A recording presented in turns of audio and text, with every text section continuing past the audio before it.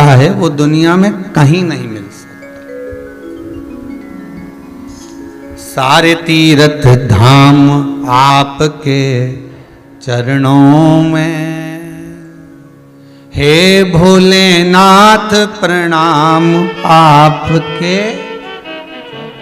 शिव के चरणारविंद में सारा सुख आनंद हमें प्राप्त हो सकता है।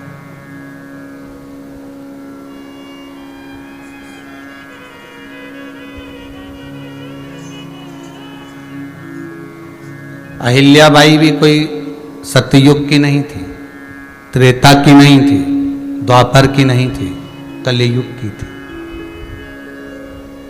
ये नाम भगत भी सतयुग त्रेता का नहीं थे, द्वापर के नहीं थे, यही कलियुग के थे।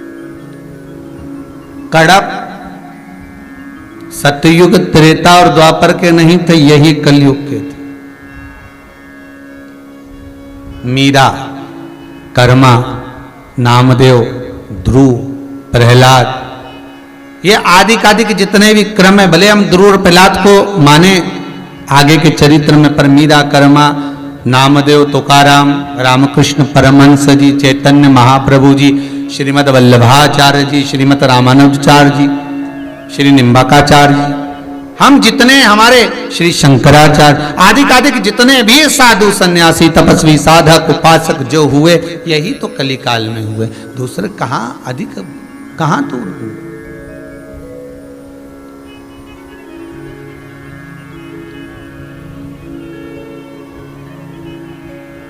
एक प्रश्न है,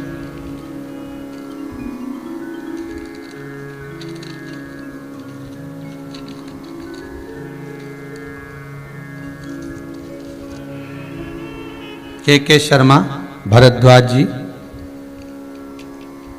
बुलंदशहर यूपी से हैं।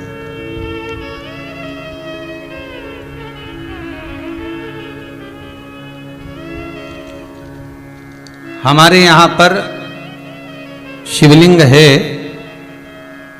पर केवल लिंग रूप में ही है।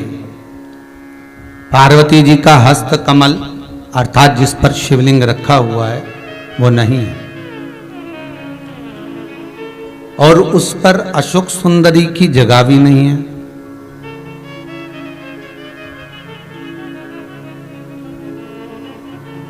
घर पर पूरा स्थायी शिवलिंग है। क्या उपाय कर सकते हैं? देखिए भाई, शिवलिंग शिवलिंग है।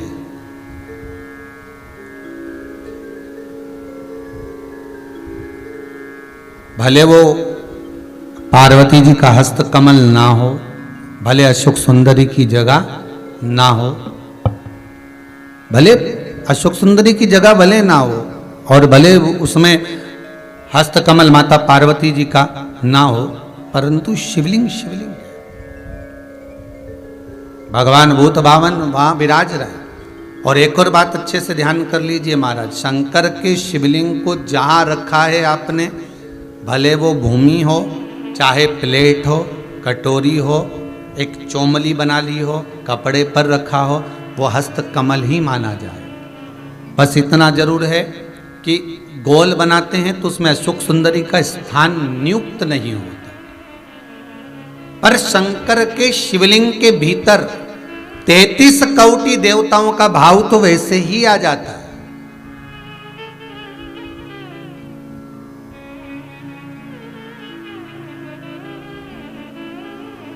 किसी ने एक प्रश्न किया, गुरुजी आप बताते हो कि कमर दुखे, हाथ पैर दुखे, पांव दुख रहे हो, कमर दुख रही हो, पीठ दुख रही हो, सिर दर्द हो रहा हो, तो शंकर जी के मंदिर में जाकर शंकर जी की शिवलिंग की बेलपत्र उठाकर शंकर जी के शिवलिंग को देखकर चबा चबा कर खाना है। तो हम ऐसे बेलपत्र खा लें तो घर पर ले जाकर शिवलिंग देखकर क्यों? तो शास्त्र कहता है कि उसके प्रतिबिंब से, उस शिवलिंग के स्वरूप से जो किरण निकलती है, उस किरण से ही तो हमें रोग मिटाना है।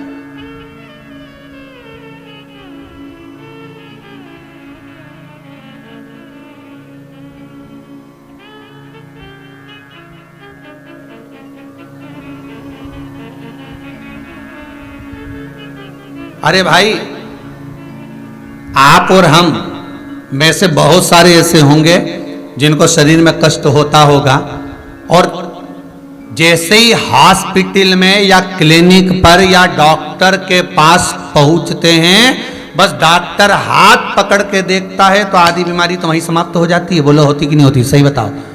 आप लोग तो गए होंगे, हम भी गए होंगे, सत्य बोलना। बस डॉक्टर ने हाथ पकड़ा, बीपी, हालांकि तुम्हें भी मालूम है बीपी कहीं नहीं है, फालतू की बात। और 25 बार तो शुगर चेक करा लेना, शुगर ना ऊंची जाए ना नीची जाए, क्योंकि तू भी शुगर से बढ़कर है क्या?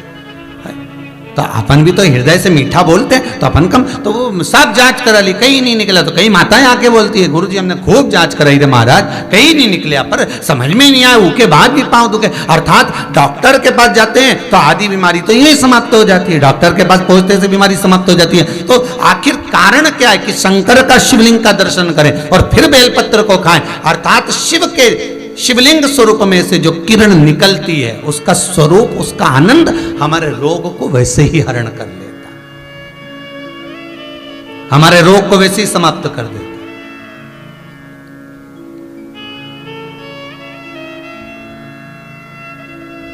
हम शंकर के स्वरूप का एक आनंद पा सकते हैं।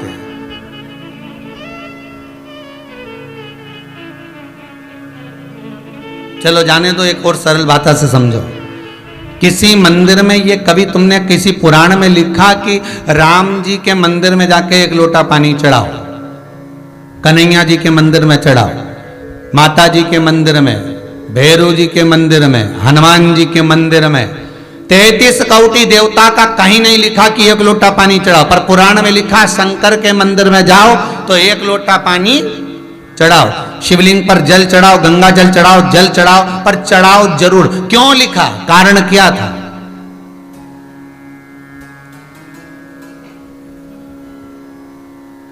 एक आध बार राम जी के मंदिर जाओ, कन्हैया जी के मंदिर जाओ, देवी जी के मंदिर जाओ, अच्छा बढ़िया माता जी चुंदड़ी मुंदड़ी पहन के बैठी हो, बढ़िया सब लगा लोगों के, और पंडित जी के हट यहाँ से, और बाल्टी भर के और लोटा भर के पानी ले जाओ और माता जी के चढ़ा दे।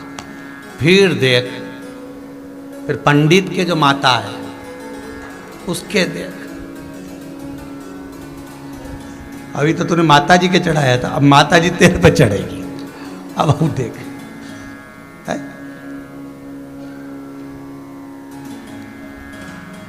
कहीं लिखा है ऐसा? है? पर नहीं, शिव के लिए लिखा है कि जल चढ़ाओ शंकर के शिवलिंग पर। क्यों? उसका कारण है, जब हम जल चढ़ाने के लिए जाएंगे तो शंकर भगवान पर जब जल चढ़ेगा तो उस जल का स्पर्श हमारे हाथ से शिवलिंग का होगा तो उससे हमारा कल्याण अपने आप हो जाएगा। क्योंकि सारे आनंद चरण, सारे देवताओं का एक तेजपुंज उस शंकर के स्वरूप में विराजमान है। कहते हैं जब संपूर्ण सृष्टि खंड नष्ट करने का जब समय आता है, भगवान शंकर काय के देवता है? संहार के देवता। जब भगवान शिव संहार के देवता हैं, जब संपूर्ण सृष्टि खंड समाप्त होने का समय आता है, पूरी पृथ्वी जब जल में मग्न होने वाली रहती है, तब 33 कोटि देवता आते हैं और भगवान शिव जी से निवेदन करते हैं, सब कुछ आकाश पताल तलातल रसातल सब नष्ट होने वाला है, क्या करा जाए? शंकर भगवान कहते हैं आप सब मेरे पास में आ जाओ और मुझ में समा जाओ। 33 कोटि देवता शंकर के अंग अंग में समा जाते हैं। हम कहते 3.5 करोड़ रोम छिद्र ये मनुष्य के शरीर में है। शास्त्र कहता है 33 कोटि देवता भगवान शंकर के शरीर में है। जब भगवान शंकर के शरीर में 33 कोटि देवता विराजमान हो जाते हैं, शिव के भीतर विराजमान हो जाते हैं, तो हम जल केवल एक देवता को नहीं चढ़ाते, 33 कोटि देवता को चढ़ाकर उसका पुण्य अर्जन कर लेते हैं, पुण्य प्राप्त कर लेते हैं। 33 कोटि देवता को चढ़ा,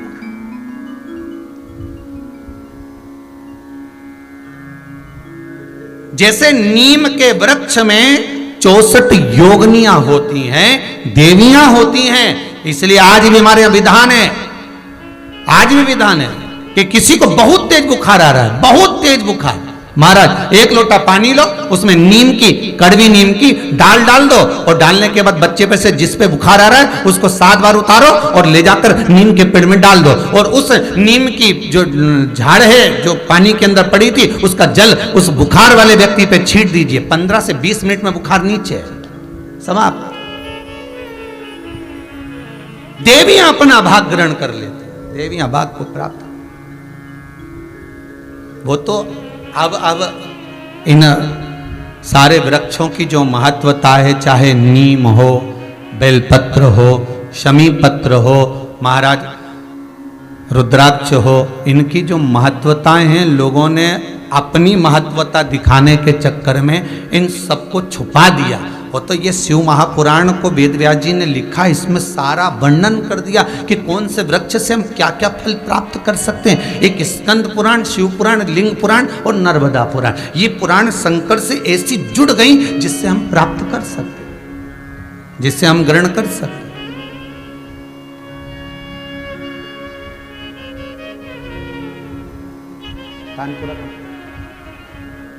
भगवान शिव के आनंद,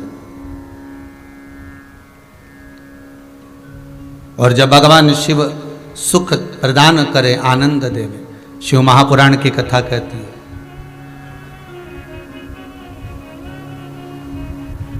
हम भी भले शिवलिंग साथ में लेकर ना चले, अहिल्याबाई जैसे, हम भले शिवलिंग को पल्लू में बांधकर ना चले, पर शिव महापुराण की कथा कहती है हम शंकर का अनुमोदन कर कर तो चल सकते हैं। हम शंकर का स्मरण कर कर तो चल सकते हैं।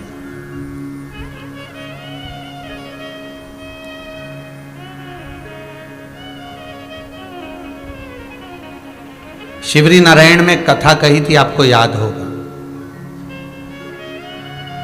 एक कबूतर स्वर्ग जा रहा था। अगर किसी ने सुनी होगी शिवरी नारायण कथा तो ध्यान में होगा। एक कबूतर स्वर्ग जा रहा था। एक पक्षी रेगिस्तान में, जिसके पंख पूरे जल चुके थे, पीने के लिए पानी नहीं मिल रहा था, कबूतर को देखा। कबूतर ने उसको पूछा क्या बात है। उसने पूछा कबूतर से, तुम कहाँ जा रहे हो? उसने कहा रे मैं वैकुंठ जा रहा हूं। अच्छा हाँ। तो उस पक्षी ने कहा कि एक बार भगवान से ये जरूर कहना,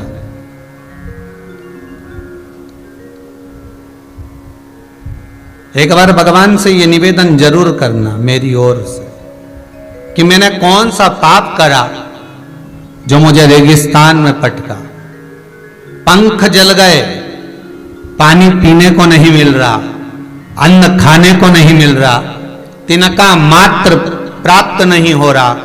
भगवान से मेरी ओर से कह तो सकते हो तुम इतना। कबूतर ने कहा ठीक है मैं जा रहा हूं, कहने में क्या जाता है, कह दूंगा।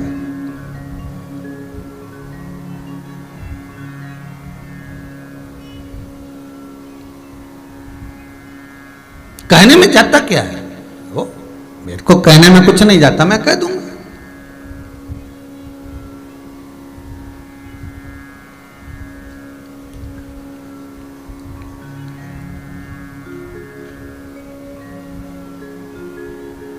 अब होता है मन में जो भाव प्रकट होता है भगवान उसको स्वीकार। एक बहुत भांग घोट कर पीने वाला व्यक्ति तो दिन रात रस नशे में रहे, भांग का नशा 24 घंटा करे और दिन भर बम बम बोला बोले और गोला घोले निपटा ले, बोले बम बोला और ले गोला, वो तो चले। अब खूब नशे में, परंतु उसका नियम था, रोज शंकर जी के मंदिर जाता था और शिव जी को प्रणाम करके और चला जाता था।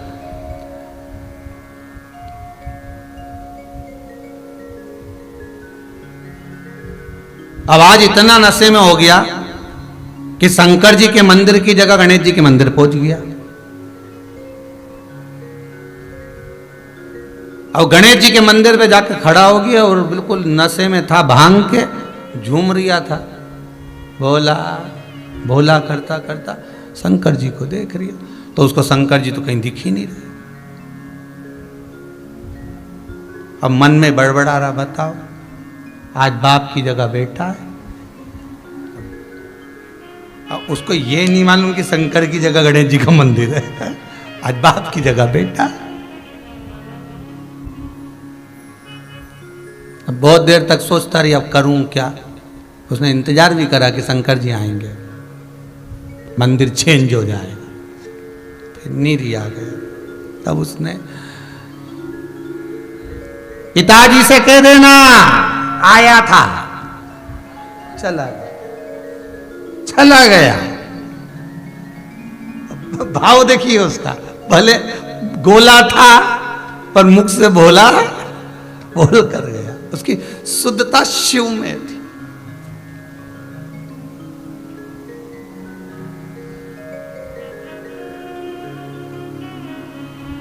हम कहते हैं हम नशा नहीं करना, करना भी नहीं चाहिए, पर सत्संग का, शिव महापुराण का एक नशा हमारे जीवन में भी ऐसा होना चाहिए कि तुझ में रब दिखता है, यारा मैं क्या करूं, हर एक में शिव नजर आ जाए। वो नशा हमारी बुद्धि चित्त में हो। और है ऐसा नहीं कि नहीं है। कई लोग टीवी खोलते हैं तो यही देखते हैं कब शिव पुराण आ रही है, जरा देखो, जरा चैनल चेंज करो, कौन सी टीवी पे आ रहा है, अभी इस पे आ रहे थे, अब इस पे आ रहा है, अब देखो जरा कौन से पे, तो चेंज कर करके देखते रहते, कितनी बजे कितनी पल। पड़ोसन को फोन लगाएंगे, कोई आया क्या सियोर वाला महाराज का कोई समाचार, देख जरा है, कोई अच्छी कोई क्लिपिंग आई है तो हमारे भेज देना। एक एक व्यक्ति 50-50 60 ग्रुप में भेजे, जरा देख तो जरा कोई अच्छी बात आई हो तो जरा भेज जरा। अब भगत शिव का तुम कह देना भगवान से कि मेरे को इतना दुख क्यों दे रहा है। तो पहुंच गया कबूतर ऊपर और धर्मराज के पास गया। धर्मराज ने पूछा क्या बात है कबूतर, तुम दुखी दिख रहे हो, तुम तो बैकुंठ जा रहे हो, तो तुम्हें तो प्रसन्न होना चाहिए। नहीं, दुख इस बात का है कि नीचे एक पक्षी मिला था मुझको, बेचारा बड़ा दुखी था, उसके पंख जल गए, उसके पास में खाने पीने का कुछ नहीं है, कुछ कृपा कर दो ना आप, मेरी तरफ से कृपा कर दो, मैं विनती कर रहा हूं, कुछ तो कृपा करो। धर्मराज ने कहा बहुत पापी है वो, उसको भुगतना पड़ेगा, भोगना पड़ेगा। तो उसको कुछ नहीं मिलेगा, ऐसे ही रहेगा, बिल्कुल ऐसे ही रहेगा, कुछ खाने को नहीं मिलेगा, कुछ भी प्राप्त नहीं होगा।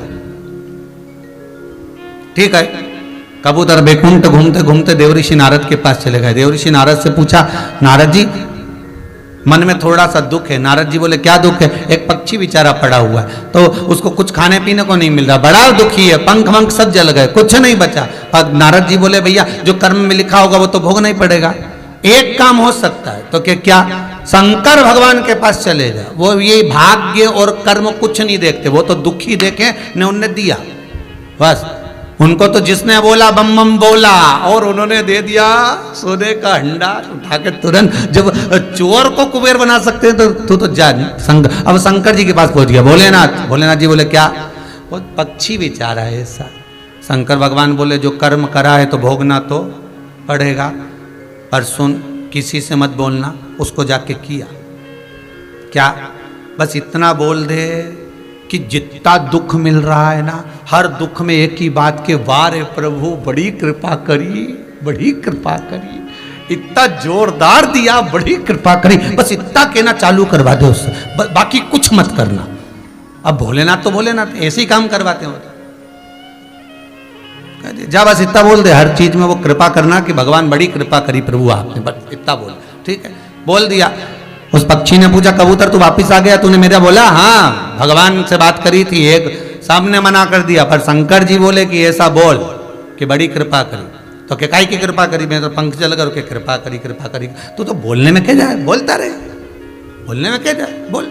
उसने भी चालू कर दिया, वाह प्रभु बड़ी कृपा करी, कष्ट बहुत है, पानी नहीं मिल रहा, बड़ी कृपा है, मत मिल रहे तो उसमें भी तुम्हारी कृपा है, खाने को कुछ नहीं मिल रहा पर आपकी कृपा है। एक दिन भगवान विष्णु लक्ष्मी जी के साथ घूमने निकले और घूमते घूमते लक्ष्मी जी रूठ गई। लक्ष्मी जी ने नारायण जी कहा प्रभु ये क्या है। भगवान विष्णु बोले क्या है बताओ। कितना अच्छा जीव बेचारा, पंख जल गए तो कह रहा बारे प्रभु तुम्हारी कृपा, पानी नहीं मिल रहा तो कह तुम्हारी कृपा है, खाने को नहीं मिल रहा तुम्हारी कृपा, और तुम कृपा सागर बनकर, कृपालु बनकर, दयालु बनकर, करुणा सागर बनकर लोग तुम्हारी आरती गा रहे, जय जगदीश हरे है, और तुम जरा सी दया नहीं कर सकते। भगवान बोले इसका कर्म बेकार, भले कर्म बेकार, पर वो क्या कह रहा है बड़ी कृपा, तो कृपा कर दो, थोड़ी सी कृपा करने में क्या है। भगवान ने कहा ठीक है, पंख दे देते हैं जिससे उड़कर कहीं चले जा। अब ब्रह्मा जी ब्रह्माणी के साथ जा रहे थे, ब्रह्माणी ने सुन लिया, पीने को पानी नहीं, बड़ी कृपा है, 28 दिन का व्रत हो गया, कुछ नहीं पिया, पर कृपा आप ही की है प्रभु जो आपने व्रत कराया। ब्रह्माणी बोले कितना पाप लगेगा ब्रह्मा जी आपको। भगवान ब्रह्मदेव बोले काहे को, इसको पीने का पानी नहीं मिल रहा और कृपा कृपा कर रहा, तुम दया सागर करुणा सागर होकर सबकी लेखनी लिखने वाले, अरे पापी है नहीं मिलेगा इसको, तो क्या पाप आप नहीं काट सकते, काटो पाप और उसको पानी पीने का दो। भगवान ने कृपा कर दी, पीने का पानी मिल गया। अब जा रहे थे भोलेनाथ, अब वो तो विश्वनाथ, विश्वनाथ का मतलब भरण पोषण करने वाला, खाने को देने वाला। पहुंच गए, पार्वती जी बोली कितना दुखी है। भगवान शंकर बोले आग भी मैंने ही लगाई है, ये जो पंख और पानी मिला है, पर बोलूंगा नहीं। पार्वती जी, अच्छा पति की आदत रहती है कितना दान कर कर आ जाता, कभी नहीं बताता, और पत्नी हमेशा सोचती मेरा पति बहुत कंजूस, बहुत कंजूस। जरा दुकान पे बैठ के मालूम तो करो कितना दान दे दिया बेचारा, किसी को नहीं छोड़ता, सबको देता, कमाने में भी नहीं छोड़ता तो देने में भी नहीं छोड़ता। वो तो अपने को लगता है पति दान नहीं करता, भजन नहीं करता, कीर्तन नहीं करता, वो दिखावा नहीं करता। तुम्हारे जैसे 4 घंटे तक अगरबत्ती लेके बैठ गई, उसको दिखावे कमा नहीं आता, वो तो बस अपनी मर्जी से जो पढ़ना है पढ़ लेता है, मन से जाप कर लेता है, स्मरण कर लेता है, भजन कर लेता है, दिखावा दिखावा नहीं करता, उसको कुछ नहीं आता, फालतू की बात है ये। बेटा बेटी के ब्याह में देखना तुम, माँ कहती है सब चीज जमा के रखो, जमा के, मंगलसूत्र मां रखो, हार मां रखो, पाटली मां रखो, और वो चप्पल इधर रखो। जब वो बहू को चढ़ावा चढ़ता है ना या लड़की को कुछ देते हैं तो सब दिखावा कर कर, और पिताजी कहते रखा ही है ना, रखे डब्बा बंद रखा तो खोलो तो सबको दिखना चाहिए। अब पत्नी मैं शादी में भी न करे, खोलो खोलो, और वो पति के रख दिया ना, सबको मालूम है अपन ने दिया, उसमें क्या नहीं नहीं सबको दिया। और कई कई नाम लिखो अलमारी पे, भैरूलाल, गणपत लाल, हरि किशन, श्रीधर, वेणुधर, राम गोपाल, पांडे, तब पूरा इतना बड़ा नाम लिखा अलमारी पे, ऐसा लगा जैसे पूरी धर्मशाला दान करी हो, पूरी धर्मशाला लिखा। एक हमारे पास भी आए थे, कहे ये आश्रम में जो पंखे लगेंगे इस पे हम अपना नाम लिख के टंगवा दें। हमने कहा बेटा नाम लिख दिया तो तुम भी टंग जाओगे, इसलिए ध्यान रखो। और जैसा नाम घूमेगा वैसे घूमता रहेगा। ये शंकर है, ओ गर्दानी, भोलानाथ है, शंभो,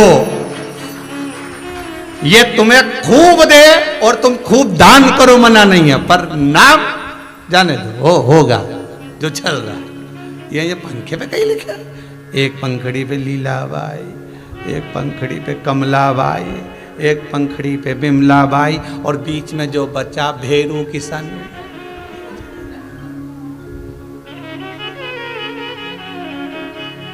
अब जो तार लगा उस पर और लिख दे बिजली बाई, उसको क्यों छोड़ दिया, उस पर और लिख दे। ए बोला ए रे शंभू,